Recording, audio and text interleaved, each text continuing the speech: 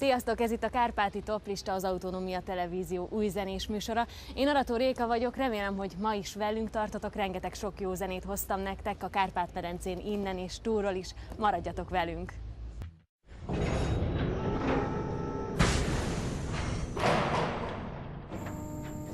A Sting Underground Music Pubban megrendezésre kerülő rockzenei tehetségkutató verseny főszervezőjével ülünk itt, Csáti Andrással. Szia! Túl vagytok már 2 elődöntőn, előválogatáson. Mik az eddigi tapasztalatok? Hányan jelentkeztek a versenyre? Meglepően sokan jelentkeztek erre a versenyre, szerencsénk volt. Határon túlról is, ahogy mi erre számítottunk. Az első 2 elődöntőnél, hát megmondom őszintén, nem lennék a zsűri helyébe. Nagyon-nagyon erős volt a mezőny. Én nagyon örülök ennek.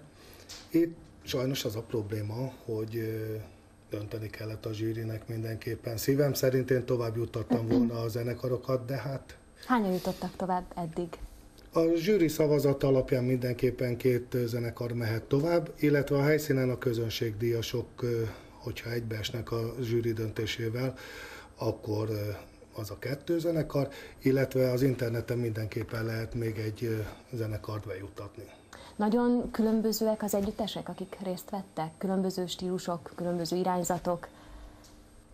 Igen, ez a másik, amiért nem lennék a zsűri helyébe, mert nagyon érdekes, elég széles a paletta, amin ők játszanak, és annyira felkészültek, hogy én azt hiszem, hogy a mai rock életben egyik-másik zenekar vidáman megélne. Neked van titkos kedvenced az eddigi fellépők közül? Igen, van, de nem nyilván név nélkül. Így van, elmondani, hogy melyik az, hiszen még csak 2 elődöntőn vagyunk túl.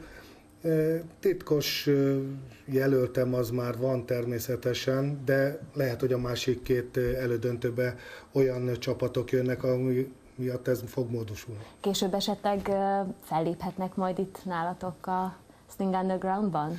Persze, mindenképpen ez a célunk, tehát az őszi rockklub az mindenképpen meg lesz, illetve most már körvonalazódott az a nyári tábor, amelyiknek már az időpontja is megvan, amire a döntőbe jutott zenekarokat mindenképpen elvárjuk.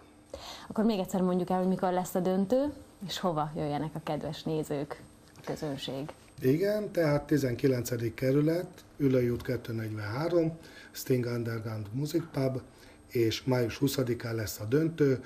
Ez 10 órától indul, és 19 óráig tart maga a döntő.